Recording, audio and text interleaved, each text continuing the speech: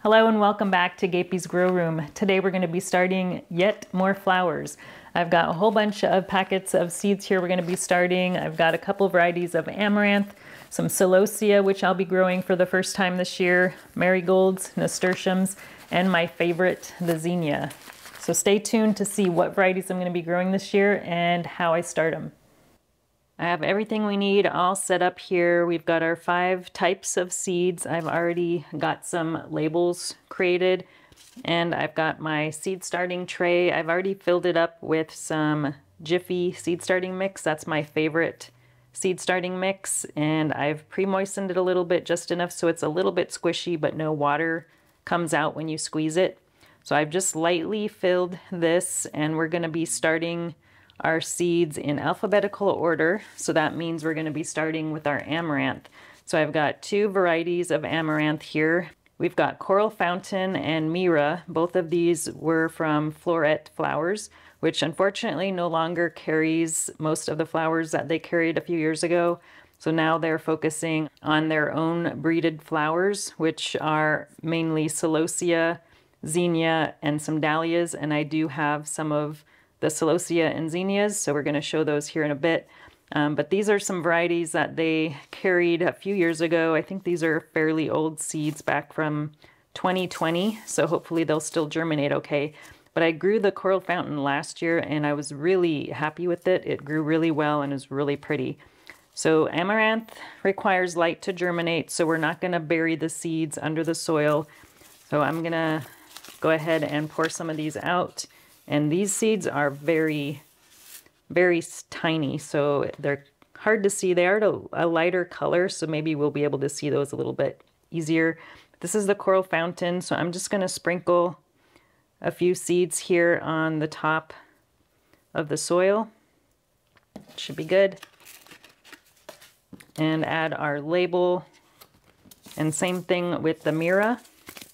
So I have not grown the Mira variety before. And both of these seed packets I got from my friend Monique.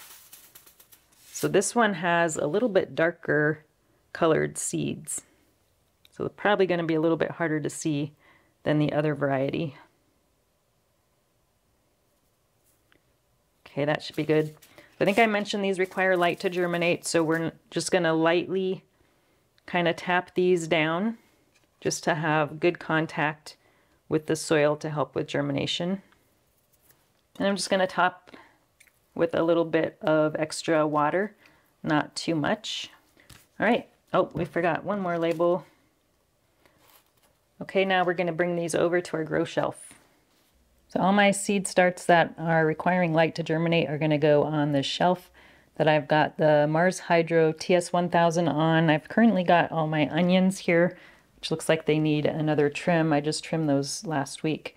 I've also got one of my figs here that just started getting some roots and is putting out a leaf. So the seed starts are going to go in this tray here. Our Amaranth does best at 65 to 70 degrees Fahrenheit and requires about 4 to 10 days to germinate. Next up we have Celosia. I've got 3 different varieties from Floret Flowers, and I've got a 3-cell seed tray so I can keep all the varieties separate. But we've got 2 varieties that are of the type Cristata, Dusty Rose and Pink Chanel. So these 2 look kind of like brains. That's kind of what I think they look like. And then the Spun Sugar one, it looks kind of like a feathery flower. That one is a Plumosa type. So we're going to be starting all 3 of these. I've not grown Celosia before, so this is going to be a new one for me. So we'll start with the Spun Sugar. And they do have a few other varieties that they're selling, but these are from their own breeding program. And the seeds are rather small. They're kind of shiny, almost look like little crystals. Kind of interesting. So we'll start these, and these do require light to germinate. So again, we're not going to be covering these up. I'm going to try not to overseed these because I have a tendency to do that with these tiny seeds, so hopefully we'll get some good germination. Okay, so I'm just going to lightly tap those down so they get good contact with the soil and add our label. So it'll be interesting to see if these other type have the same looking seeds or not. Looks like they look pretty similar. Yep, looks exactly the same. This one is the pink Chanel, so we're just going to sprinkle a few seeds. I'm probably putting, I don't know, maybe 20 or so seeds on there. And then once they germinate and get a little bit bigger, we'll separate those out into individual cells. Okay. And then the last variety, Dusty Rose, we'll put in the last cell. And they look exactly the same. All right, and we'll top that with some water and move these over to our grow shelf that has some light. The Celosia likes slightly warmer at 70 to 75 degrees Fahrenheit and needs about 8 to 10 days to germinate. Okay, next up we've got marigolds. I've got 3 different varieties. However, this Cracker Jack marigold from Survival Garden Seeds and the marigold from Fairy Morse, this is Fairy's Best Mix, they pretty much look identical. You probably wouldn't be able to tell them apart if you grew them both. But I've grown both of these before. And then the Joker Marigold, this one looks totally different. I got these from a friend's garden that I saved seeds from. But we've got 3 varieties, so I've got a 6-cell tray. These seeds are much larger than the seeds that we started before, so I've got a larger tray to start them in. So we're going to start with the Joker Marigolds. So if you've grown marigolds before, I've always in the past used to stick them in the soil with the feathery part of the seed pointed up. But I did a germination test on planting marigolds different ways, and I have a video of that I'll put in the description of the video. I found that actually the best way to plant them is to plant them flat. I had slightly better germination planting them flat than I did any other way. So that is how we're going to start these. I'm going to put probably 8 seeds in each of these cells. So we're going to do 2 cells of each variety. And another thing I learned recently is that marigolds actually prefer light to germinate. Now I have in the past covered these with soil and they still germinated fine. What I'm going to do this time is just cover them with just a very, very light layer of soil. So just barely covering them just so that they don't get dried out. Okay. And then we're just going to do the same thing with these other 2 varieties. All of these seeds look exactly the same. They all have kind of a black pointy end. They look kind of like arrows. And then the top has a little feathery portion. So we're going to put 8 of those again in each cell.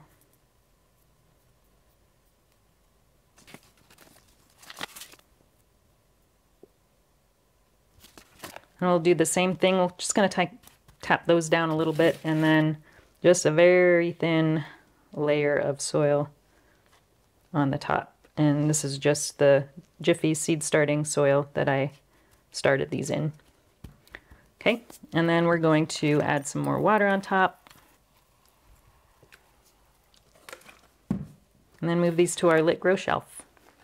The marigold's like 70 to 75 degrees Fahrenheit also and requires 4 to 14 days to germinate.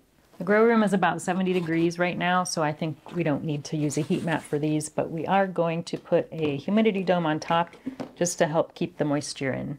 Next up, we've got nasturtiums, and I've got 5 different varieties here. I really like nasturtiums because they're edible and super tasty if you like spicy, which I do. But we've got the same 6-cell tray here that we started our previous seeds in. Well, not the exact same one. This is obviously a different tray, but the same type of tray. And these are ones that do not require light to germinate. So we're going to start here with the Kaleidoscope mix from Peaceful Valley. So since we have 5 varieties and 6 cells, I'm going to plant more of one of these than the other, and that's going to be the Kaleidoscope because I think I have more seeds of this one than any other one. So I think we're going to go with 5 seeds in each cell. So I'm going to pre-dig some holes for these because we do want to bury these a little deep since they They actually prefer darkness to germinate, so we can pop those right in.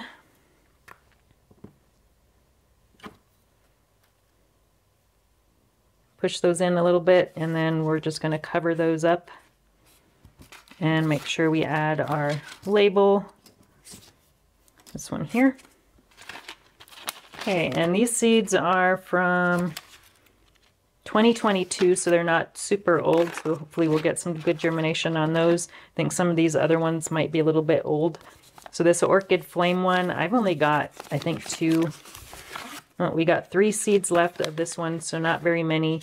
And these were from 2021, so they're a little bit older seeds, so they might not germinate as well, and we only have 3 seeds left, so hopefully we'll get good germination. They do look to be a lot darker than the kaleidoscope one, and I don't know if they get darker with age, but I guess we'll see if they come up. We got all those in one cell, so that's the orchid flame. And then we have another one that's similarly named, called the orchid cream. And the previous ones are from Swallowtail Garden, and then these ones are from Baker Creek. Looks like we have a few more in this one. So some of them, we've got 4 seeds that look like they're a lot darker, so I don't know if that means they're bad or not, but we'll plant 5 of them and see how it goes. I think I'll go ahead and plant the lighter colored ones just in case the darker ones are bad.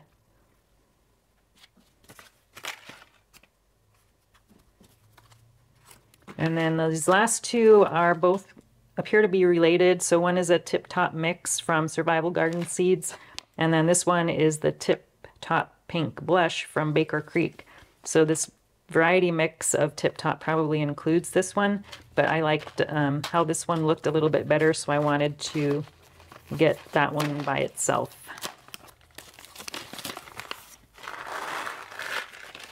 And I am planting a lot of extras, so these obviously aren't all going to go in my garden.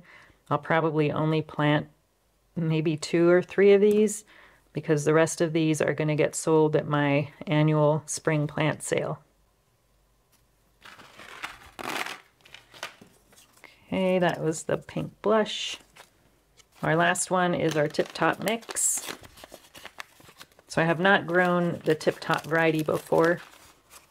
This is a new variety to me, but I have grown all the other varieties before. 1, 2, 3. Okay.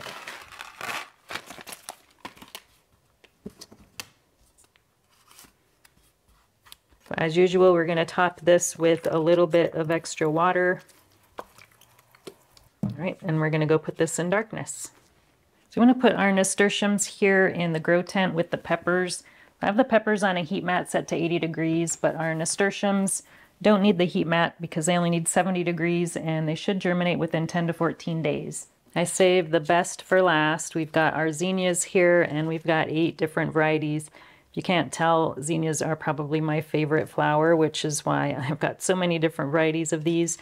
But my favorite ones that I'm most looking forward to growing this year are ones that I haven't grown before, and they are Floret Flowers' newest releases. We've got Precious Metals, which I've been lusting after for several years. They post about them on Instagram quite often. And then we've got Victorian Wedding and their Unicorn Mix. So these are all new releases that they just came out with this year. So really looking forward to those 3. And then these 2 are also from Floret, but these are from a few years ago. I think both of these are from 2020. We've got Queen Lime Orange and Lilliput Salmon. So I don't think they carry these anymore. The only ones that they carry now are their ones from their own breeding program, which are those 3. They've got a few more other varieties as well. But the Queen Lime is my previous favorite series. There's also this Queen Lime Blush that I have. So those 2 I'm really looking forward to growing again. And then I've got some more new ones, the Peach Cinderella and Lilac Cinderella. These came from a seed swap back in 2022. These do not require light to germinate. And I'm using a 4-cell tray, and I don't know if you can tell, but these are actually from the 6-cell trays that we used in the last few seeds, and I basically cut off 2 of the cells to make them into 4-cell trays. So we've got 8 varieties and 8 cells. And I didn't fill the seed starting mix all the way to the top because the seeds for zinnias are kind of flat, so they're a little bit more difficult to bury under soil.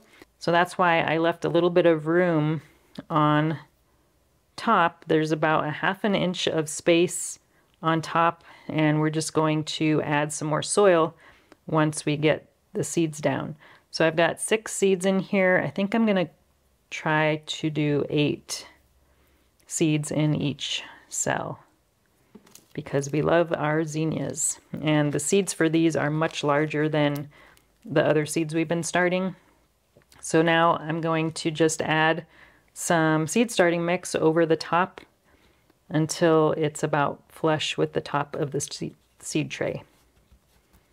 Okay, that was our Peach Cinderella, so we gotta find that one. Peach Cinderella.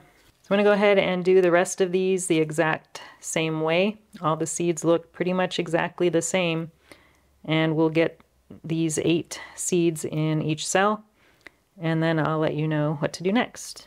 Okay, we got all of our zinnia seeds planted, and now we're just gonna go over the top with some water. By the way, I totally love these tops that I got from Amazon. If you have not seen those before, I use them all the time. You can find a link to those in the description of the video. Okay, since these don't need light to germinate, we're gonna go move these into a tray of darkness. Our zinnias like a temperature of 70 to 75 degrees and need about 4 to 8 days to germinate. And we are going to add a humidity dome to the top of this tray as well to hold in the moisture. And just to give them a little bit more darkness, we're going to cover these trays with a blanket. Believe it or not, we're still not done starting our flower seeds. We've still got our cosmos, sunflowers, and straw flowers to go. So I'll be starting those in another couple weeks. I've also got a lot of vegetables I still need to start. I haven't even done my tomatoes yet, or my squashes, cucumbers. Still lots of work to do.